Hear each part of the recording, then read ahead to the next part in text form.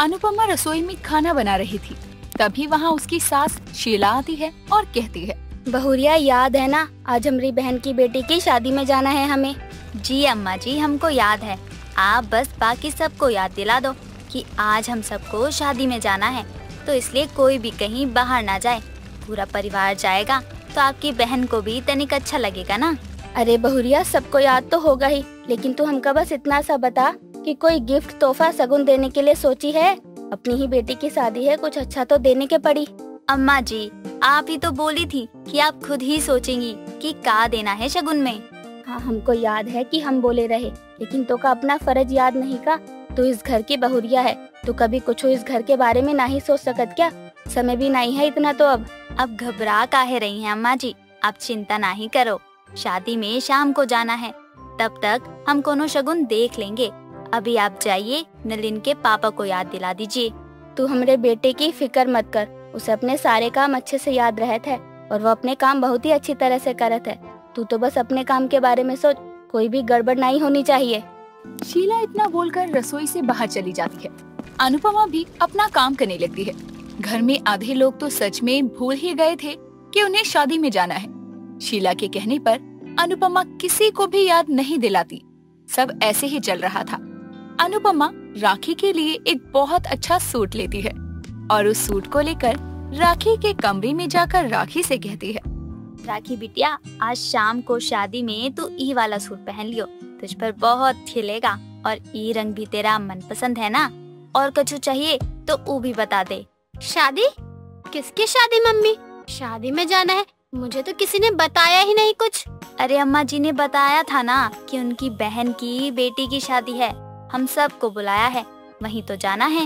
O thank you mummy, आपने तो मुझे बचा ही लिया। मेरे तो दिमाग से ही निकल गया था कि आज हमें शादी में जाना है। अगर अम्मा जी को पता चला ना कि मैं उनकी बहन की बेटी की शादी भूल गई, तब तो वो मुझे खा ही जाती। चुप कर, ऐसे नहीं बोलत है। अम्मा जी बड़ी है ना, और वैसे भी अम्मा जी की बहन की बेटी की शादी है, वो तो बहुत खुश है, इसलिए हर किसी को अपनी खुशी में शामिल करना चाहते हैं। मम्मी, इसे खुशी कम और पागलपन ज्यादा कहते हैं। अरे मम्मी, मुझे तो बिल्कुल इंटरेस्ट नहीं है शादी में जाने का, लेकिन फिर भी अम्मा जी की खुशी के लिए जा रही हूँ ना। बिटिया, जब अपने घर की शादी होती है ना, तो खुशी 4 गुना ज्यादा ही बढ़ जात है। और अम्मा जी की बहन बस अम्मा जी की थोड़ी ना सब कुछ लागत है, वो तो हमारी भी कुछ लागत है ना।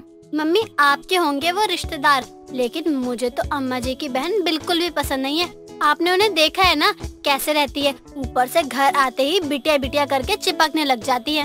राखी, हम ये समझा रही हूँ कि अपने बड़ों के बारे में ऐसा ना ही बोलत है, और तू है कि उल्टा ही बोले जात है। अगर अम्मा जी ने सुन लिया ना तो अपनी भोजपुरी में एक से एक गाली देंगी तो का। तो अच्छा ही है ना, अम्मा जी गाली देगी, वो भी भोजपुरी में, जो कि मेरे सर के ऊपर से जाएगी। तो क्या अम्मा जी की एनर्जी ही खराब होगी ना। अब तो तुझे याद आ गवा ना कि शादी में जाना है हमें शाम को, तो अब भूल मत जाइयो, हमने तेरा सूट यहीं रखा है। मदद चाहिए हो तो बता दियो, हमको वैसे भी बहुत काम करने हैं। इतना बोलकर अनुपमा अपना काम करने लगती है। अनुपमा धीरे धीरे सबको याद दिला ही देती है कि आज सबको शादी में जाना है, सिवाय राज को, क्योंकि वो सुबह ही अपने ऑफिस चला जाता है और अनुपमा भी तब से उससे बात नहीं कर पाती। इसीलिए अनुपमा राज को बता ही नहीं पाती। शाम को सब लोग तैयार होने लगते हैं, लेकिन राज को ऑफिस से आने में काफी समय लग रहा था। राज काफी देर तक घर नहीं आता, तो शीला अनुपमा के पास जाकर कहती है, बहुरिया, हमरा बिटवा कहाँ है? इतनी देर हो गई, अब तक तो आया ही नहीं राज बिटवा। अम्मा जी, आपने ही तो मना कर दिया था। आप बोले रही थी कि नलिन के पापा को याद है आज हमें शादी में जाना है, तो इसलिए कुछ बोला भी नहीं हमने। कहीं वो भूल तो नहीं गए ना शादी में जाना? नहीं नहीं, हमार बिटवा कोनो बात नहीं भूलत है हमरी, तो ये कैसे भूल सकत है? कहीं काम में ही बिजी हो गवा होगा। उसे तेरी तरह घर के 4 बर्तन और झाड़ू पोछे थोड़ा न करना होता है। आप बोलो तो मैं नलिन या अमर को बोलकर फोन करवा देती हूँ नलिन के पापा को। नहीं नहीं, रहने दे, कहीं मीटिंग में होगा तो उसका ही काम और देर से होगा, और का पता गाड़ी चला रहा हो, घर आने के लिए रास्ते में हो, थोड़ी देर में आ ही जाएगा। ठीक है अम्मा जी, हमने शगुन के लिए सोने के कंगन रख दिए हैं, ठीक है ना? हाँ, सोने के कंगन देंगे तो उन लोगों को अच्छा भी लगेगा कि कछु बढ़ा दिया है, और शगुन के तौर पर दुल्हा दुल्हन को नेक तो देंगे ही ना। दोनों बात कर ही रहे थे कि तभी वहाँ राखी और सुखीलाल आते हैं और राखी कहती है, मम्मी, अम्मा जी, अब और कितना वेट करना पड़ेगा? पापा से पूछो ना, हम यहाँ तैयार होकर बैठे हैं और वहाँ क्या पता शादी भी हो जाए। चलते हैं ना हम, पापा आ जाएंगे थोड़ी देर में। ऐसे कैसे? अरे बिटवा, हम लोगों के लिए ही तो कमा रहा है और हम लोग ही उसे ऐसे अकेला छोड़कर चले जाए? थोड़ी देर में आता ही होगा राज, कोनो बात नहीं। कभी कभी देर हो जाता है, और शादी क्या है, वो 1-2 घंटे की थोड़ी बात है, उसमें तो काफी समय लगता है। ये तो सबको मानना ही पड़ेगा। जब शीला गलत हो रही होती है तो उसकी आवाज ही बदल जाता है। वैसे तो पूरे मोहल्ले में गाती रहेगी, लेकिन अब देखो अपने बिटवा को बचाने के लिए कैसे बोलत रही। ससुर जी, अम्मा जी अपने बेटे को बचाने के लिए नहीं बल्कि सही ही बोलत है। अब हम थोड़ी देर न होने की वजह से नलिन के पापा के बिना थोड़ी ही जा सकत हैं। उन्हें भी कितना बुरा लगेगा। आज तक अनुपमा ने कभी भी शीला को न ही गलत बोला है और न ही गलत साबित होने दिया है कहीं। सच में अनुपमा जैसी बहुरिया किस्मत वालों को ही मिलत है। ओह नो, मैं यहाँ ये बोलने आई थी कि हमें शादी के लिए निकलना चाहिए, लेकिन आप सबने तो फिर से मम्मी के नाम की माला जपना शुरू कर दी। एक दादाजी है जो हर वक्त मम्मी की तारीफ करते रहते हैं, और एक अम्मा जी है जो 2 दिन भले ही खाना न खाएं, लेकिन मम्मी के लिए कभी अच्छा बोल ही नहीं सकती है। चलो, बहुत खुशी हुई है जानकर कि बच्चे भी शीला की हरकतों को देखते हैं। माहौल थोड़ा शांत और हंसी मजाक का हो रहा था, लेकिन अभी भी राज नहीं आया था।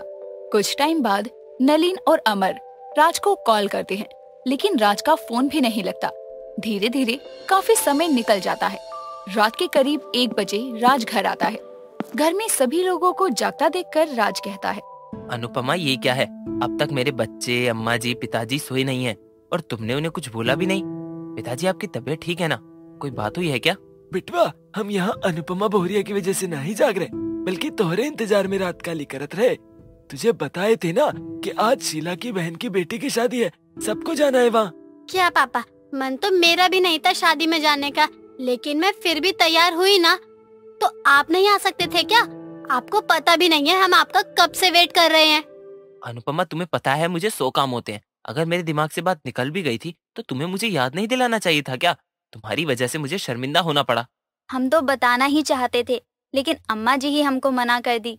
आपको अम्मा जी की बहन की बेटी की शादी याद होगी, इसलिए हमने आपको बताया नहीं।